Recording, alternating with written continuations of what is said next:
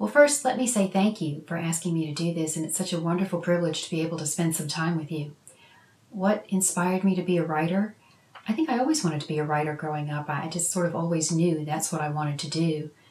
But it's a difficult thing because there's really no roadmap or career plan that tells you how to do it.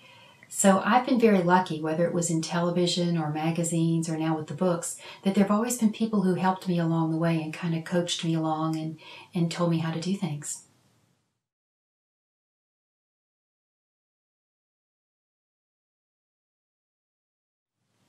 Sometimes I think the biggest obstacle we have to overcome is ourselves. We really have to believe that we can do it.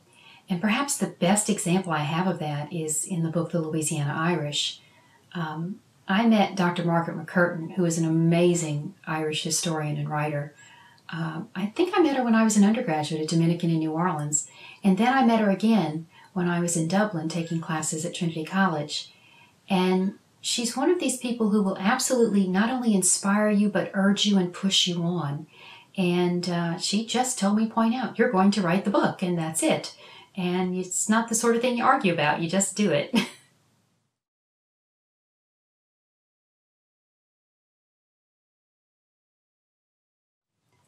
You know, I'm truly amazed at where I am today. I never thought I'd ever be here, and I never thought I'd be working in this many different genres. But it's very interesting because they all sort of support each other, and I've learned so much by working in the different areas that really complement the different types of writing. So for example, working in England, I learned that, not to write an actor into a box. Specifically when you're doing television, and you see this a lot in theater, you can be so incredibly restrictive in your writing that it sort of stymies the storyline and they can't move it forward because the actor really can't work around it. But an interesting thing is, if you learn how not to do that in television, when you carry that over into scientific and technical writing, that's precisely what you want to do. Because if you're writing a protocol or, let's say, some type of study documents, you actually can't give them any wiggle room. It has to be precisely done a certain way or it invalidates the entire study.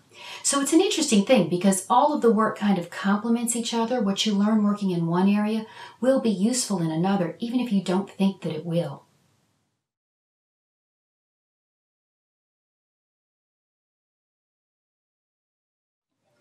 One of the things I always tell young writers is that you need to be out there actively working in the field.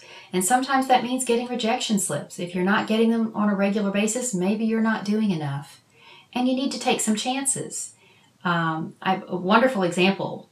I was working in Italy, and I started walking around. I'm a consummate walker. So I started kind of looking around and taking notes on some of the really amazing things that I was finding that weren't in any of the guidebooks.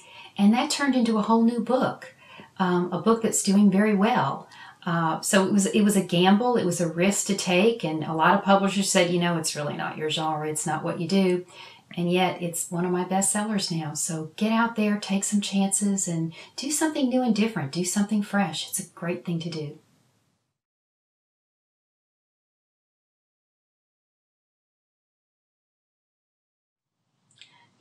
I think there are always going to be narrow-minded people out there, people who are racist, people who are sexist.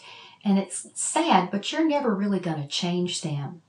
The thing you have to be very careful about is that you don't allow yourself to get caught up in their own little dramas, okay? Don't become a part of whatever their issue is.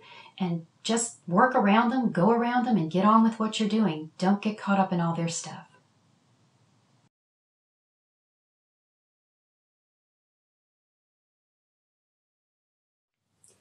I think I said earlier, or I kind of alluded earlier when I was talking about the book Walking Through Rome, I am a consummate wanderer. So for me, stress at the end of the day, I have this amazing little Bichon Frise, and we go for 3, sometimes 4, 5-mile walks. And I'm a huge believer in fresh air, sunshine, and plenty of good exercise. That's really how I deal with the stress.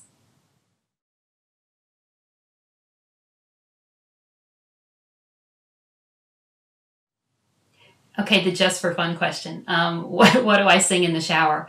Well, sometimes it's Tosca and sometimes it's Runrig, and I think it was Steppenwolf today. So it just kind of depends on what's going on. And I know right now in my car, I think I have John McDermott in the CD player. So real different variety of music and whatever suits my mood at the time.